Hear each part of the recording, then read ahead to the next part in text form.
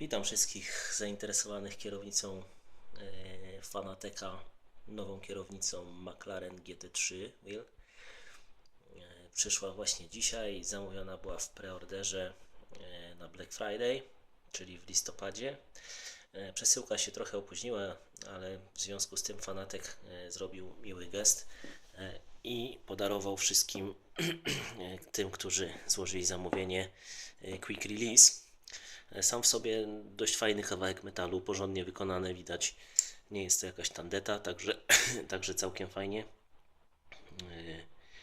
Ci, którzy natomiast zamówili Quick Release razem z kierownicą, to otrzymali tam voucher na chyba 100 euro, bo takiej wartości jest ten Quick Release do wykorzystania na inne zakupy na Fanateku.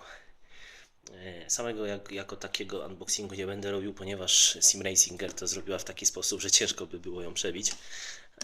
Także już to rozpakowałem wcześniej, ale chętnie się podzielę jakby wrażeniami tutaj z samego wykonania kierownicy.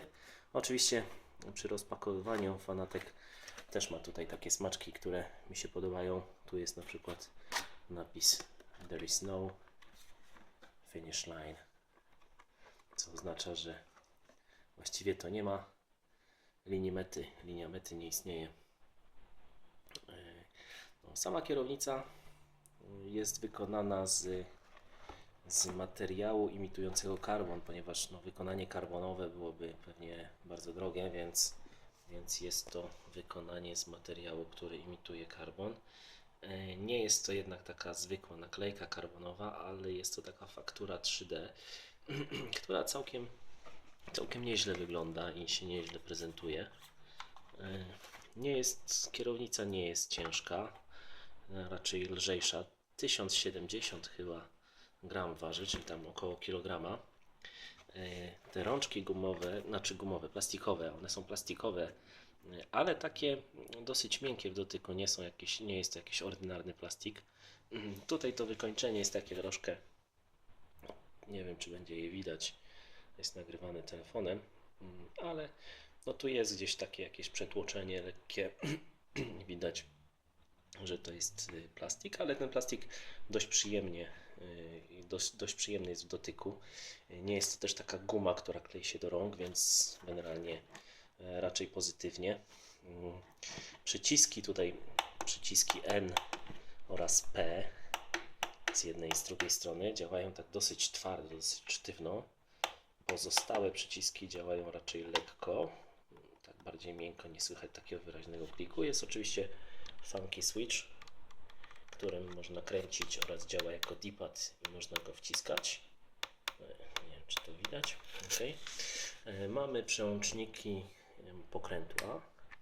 Tutaj jest 4-pozycyjne ABCD. Tutaj mamy 12-pozycyjne, które się kręci aż dotąd. No i w zasadzie są dwa takie. Tutaj mamy, nie są to przełączniki, to są takie jakby kliki tam i z powrotem, także nie jest to tak na zasadzie włącz, wyłącz, ale wraca to do pozycji środkowej. Co jeszcze? LSB to działa normalnie w miarę.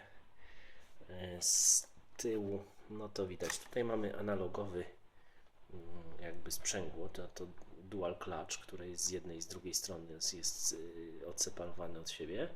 Natomiast ten przycisk łopatka do zmiany biegów działa bardzo sztywno, jest bardzo krótki skok.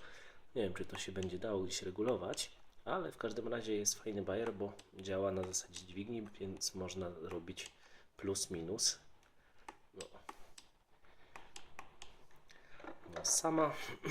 Sama kierownica nie jest wyposażona w Quick Release, tak jak mówiłem, jest on osobno, ale wystarczy wykręcić te kilka śrub i już można tego Quick Release'a zamontować. Natomiast co jest fajnym bajerem, to właśnie ten tutaj kluczyk.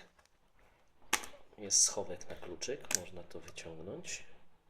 Jest takie pudełeczko w zasadzie, które się otwiera i w tymże pudełeczku mamy klucz i śrubkę, więc mamy wszystko na miejscu, nie trzeba gdzieś tego szukać. Co jest jeszcze fajne, to, że jak się to zamontuje do bazy. Zaraz to spróbuję zrobić.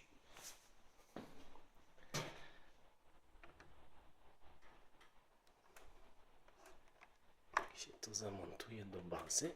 O, proszę, i obróci. No można to oczywiście normalnie przykręcić.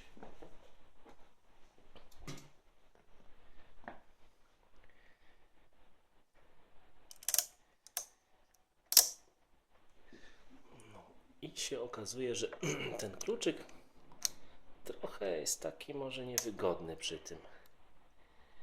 Ale właśnie ciekawi mnie to, że Fanatec też o tym pomyślał, ponieważ tutaj są takie wypustki w tym kluczu, a tu są dziurki i można to włożyć raz, ładnie, elegancko złożyć do siebie i utrzymujemy przedłużenie klucza, którym już się całkiem wygodnie tę śrubkę wkręca.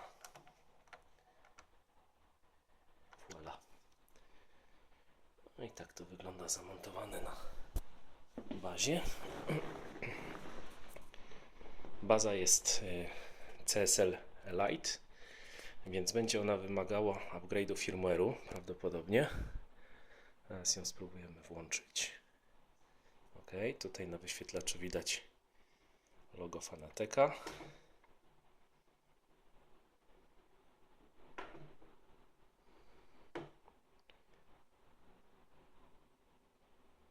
Ja przepraszam za jakość, bo jest trochę pod światło. No ale właśnie to jest ten efekt. Jeżeli będziecie mieli taki efekt, że po włączeniu ta kierownica się jakby kalibruje i ponownie się kalibruje i ponownie, to znaczy, że trzeba zupgrade'ować firmware w waszej bazie. Więc najlepiej będzie odłączyć tą kierownicę, w sensie zdjąć samą kierownicę McLarena, podłączyć, no niestety trzeba podłączyć do PC-ta, więc jeśli ktoś ma konsolę, to musi odłączyć od konsoli, podłączyć pod PC-ta i po podłączeniu do PC-ta po prostu zupgrade'ować firmware. Ściągnąć nowe sterowniki ze strony Fanateca, są dostępne, wersja 3.10 na dzień dzisiejszy i po prostu zrobić upgrade. Później podłączyć bazę, wykonać firmware upgrade na bazie i później podłączyć samą kierownicę McLarena, już można założyć i też zdaje się, że tam się robi upgrade firmware'u w samej kierownicy. No więc tak to mniej więcej wygląda. Przyciski działają. Ten uchwyt, ciężko powiedzieć, dopiero muszę zrobić jakieś testy. Jeden kolega tutaj coś wspominał, że nie leży mu to za dobrze w ręce, ale może to jest kwestia przyzwyczajenia. No nie wiem, muszę to ocenić sam po prostu po krótkich testach. Także podejrzewam, że może niedługo wrzucę jakiś nowy filmik z tymi testami. Tyle na razie. Dzięki.